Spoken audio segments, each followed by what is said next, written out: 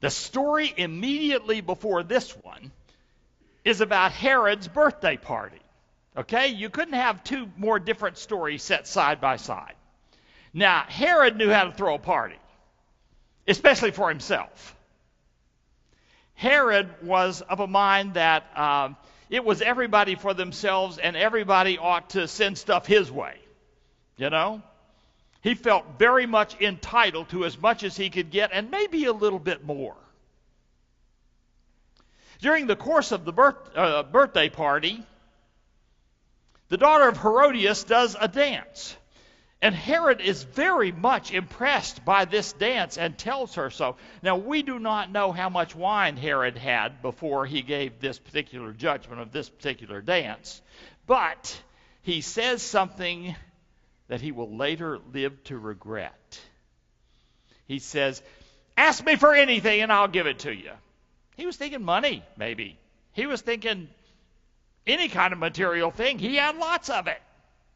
She said, "Bring me the head of John the Baptist on a platter." Matthew said he was sad about that. Now, he had arrested John. He had already thrown him into prison. But apparently he didn't have plans to execute him, at least not then. But he had promised. And even though Herod was notorious for breaking other promises, he kept this one. Before you know it, the head of John the Baptist was brought in on the platter. You know, that's when the party really begins. The disciples came, took the body, and buried it. We have no idea what happened to the head. And then they went and they told Jesus. That is when Jesus decides to go to a deserted place. He is in deep grief for his friend, for his kinsman, some would say his teacher. He's wanting to get away from the crowds that have called on him relentlessly, who have followed him everywhere, wanting to hear what he has to say, wanting him to teach and preach, wanting him to heal them. He just needed a little time, a little rest, a little time to grieve and pray. And so he went away to a deserted place. But the crowds knew where he was going, followed him there. And before he could have any time to himself, there they were, with all the needs that they had had all along. And Matthew says he had compassion on them. Even though he would have preferred to take that time for himself, he has compassion on them, so he preaches, and he teaches, and he heals, and they get what they need. Is there anything more different than Herod, who is trying to take everything to himself? Herod, the hedonist, who wants more and more and more and more and more and more and more, and Jesus, who, when he wants just a little quiet time, can't even get that because he feels compassion for those in need. At the end of the day, you heard the story as I told it to the kids, his disciples come, and they're not like Herod. I mean, they're not people who think that they need to have everything. But by their comment, we do understand that they figured that everybody was on their own. They said, look, it's time for them to eat. They're going to be hungry. This huge crowd, send them away. They need to go back to their homes or someplace else and get something to eat.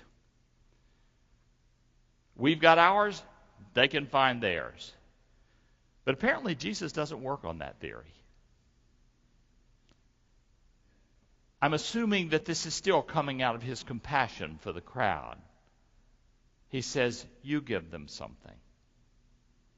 All they had is what they had brought for their supper. And it wasn't much, considering you're feeding 12 if Jesus eats 13 on 5 loaves of bread and 2 fish. It was theirs.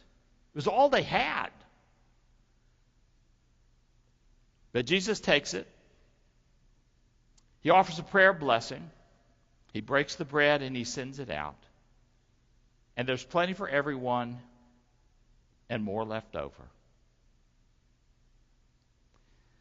You know, I'm not sure why feeding those in need is not a sacrament. Because you see, our definition of a sacrament is that it's something Jesus commanded us to do, and it's something he himself did. Well, in this story, Jesus commands his followers to give them something, to feed those in need, and then after blessing and breaking the bread, he does it himself. I'm not sure why it's not a sacrament. We here at West End try to follow that. We try to respond to that call of Jesus. You give them something. Each year, including our apportionments, our budgeted giving, special offerings, this church gives over $500,000 to help others. And that doesn't even count what Sunday school classes do, what individuals do. Now, that's not bragging. That's just something that most of you don't know. And you need to know it. Now, we Methodists, the only people in the world who still use the word apportionment. So most of us don't know what it means. But I like it. I'm glad we've kept it, because when you break it down, you can say it is a portion meant for others. Now, what do apportionments go for? Well, they go for a lot of things. Apportionments go to support the only university in Zimbabwe that stayed open, held classes, graduated people through all the years of the recent trouble. Never closed a day. You were there. You were part of that. Africa University. That money supports those who come to Pulaski, Tennessee, to Martin Methodist College, many of whom are the first ones in their family to attend college and find there an education that gets them started in life to serve the whole community. You're there. Do you know that? It sends missionaries all over the world. Now, some of those are medical missionaries, some of those are teaching missionaries, some of those are preaching missionaries. Some of those missionaries are helping people find clean water, which is a huge problem. We don't think of it as a problem because we never have to go without water. In much of the world, it is a huge problem. Helping folks to cultivate nutritious foods so that they can have enough to eat. You're there. Did you know that? That's a part of what you're doing. Now, I know some of you are thinking, yeah, but doesn't part of that go for your pension and insurance? Yes, it does. That's so I won't move in with you when I retire. Aren't you glad? In fact, it pays for all of your clergy on staff, your elders and deacons. But in addition, it pays for dozens of other pastors who would not be able to serve, who would not have insurance or pension in little churches in urban areas and in rural areas where they would not have a full-time pastor if it weren't for you. You are in each and every one of those churches. It pays for a lot of agencies as well, and we are fortunate because we're literally surrounded by our national agencies. We really don't take advantage of that enough. But to say the word agency really doesn't tell the story.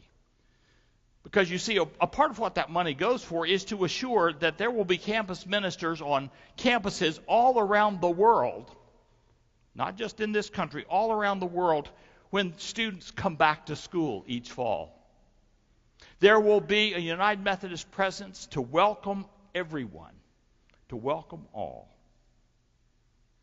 They help assure that there will be chaplains in the military, so wherever people are serving around the world, there will be a presence of this church, of you, in prisons, in hospitals. They assure that there are scholarships available for people to go to school, undergraduate, or to continue their education, to do ministerial studies. You are there.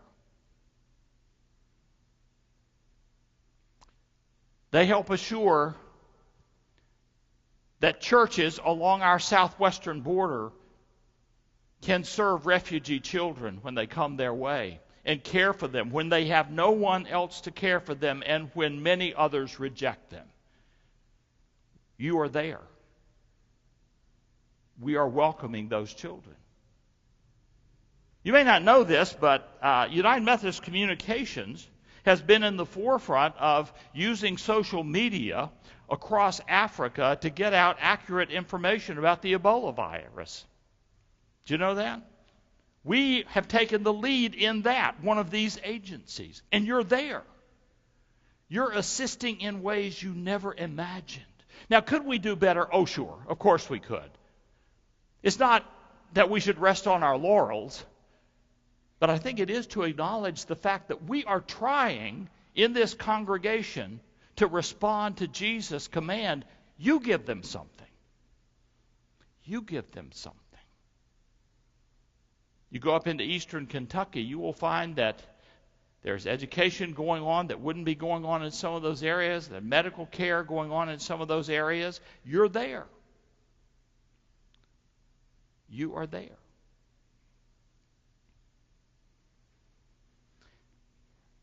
So that's why sometimes I remind folks to keep up with their pledges. Not just because we're to be accountable to each other. If we say we're going to do something, we do it. But because all of this work, our responding to Jesus' call, you give them something, depends upon all of our efforts together. During the summer, those pledges go down, and this summer they've gone down a little more than in the past. That's not my problem. That's all of our problem. We don't want it to be a problem for those people who depend upon these ministries around the world. So, we offer what we can, what we have. We offer something to others, and believe me, when it's all said and done, we are the ones who receive the great blessings. There are people who visit this congregation from literally around the world to tell us about what's happening in the lives of people where they live. We receive the blessing of knowing that some of the things that we take for granted, other people can at least have a basic standard of living. We are a part of that, and we are present because all of us together can do more than any one of us alone. And so we work in faith that year by year we can offer to others what Jesus told us to. Maybe it's 5 loaves and 2 fish. Maybe it's a portion of what we give week in and week out, and probably don't even think that much about where it goes or what it's used for.